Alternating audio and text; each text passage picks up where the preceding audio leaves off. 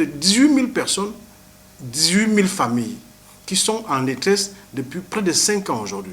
Nous avons dernièrement adressé une correspondance au chef de l'État. Nous attendons la réponse parce que nous voulons dire au chef de l'État de régler lui-même cette question.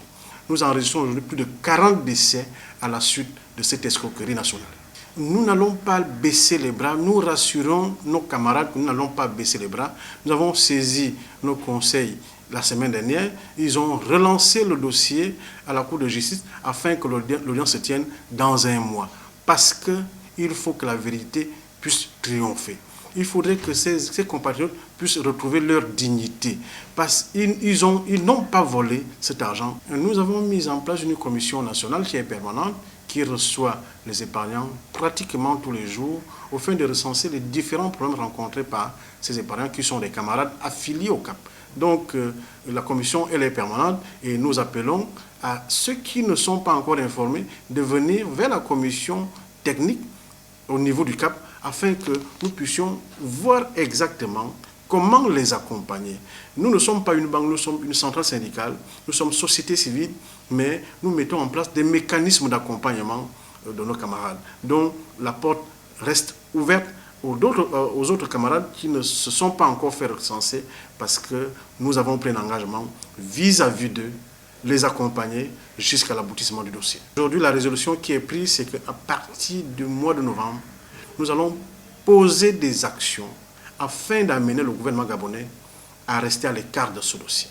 Et c'est le principal message que nous allons lancer aujourd'hui aux 18 000 épargnants. À partir du mois de novembre, nous allons mener plusieurs actions citoyennes. Les épargnants, à travers le CAP, ont saisi la Cour de justice de la CEMAC. Sur l'installation, la création de cette banque, autant pour moi, en 2011 au niveau du Gabon, et qui s'est installée dans toutes les provinces et communes du Gabon. Tout le monde a couru, parce que c'est des épargnements, tout le monde a compris qu'il fallait aller positionner son argent pour que ça puisse être fructifié afin d'établir des affaires. C'est-à-dire que dans le monde des affaires, chacun est allé mettre son argent.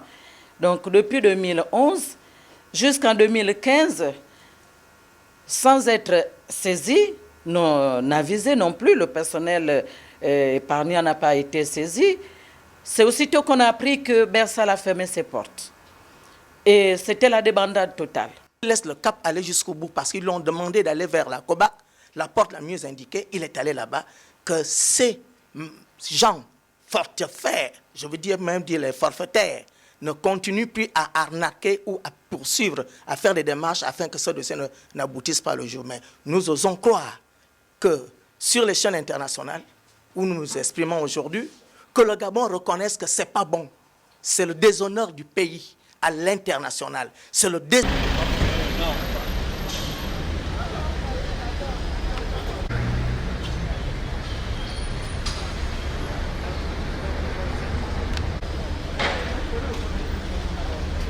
Allez, ta place.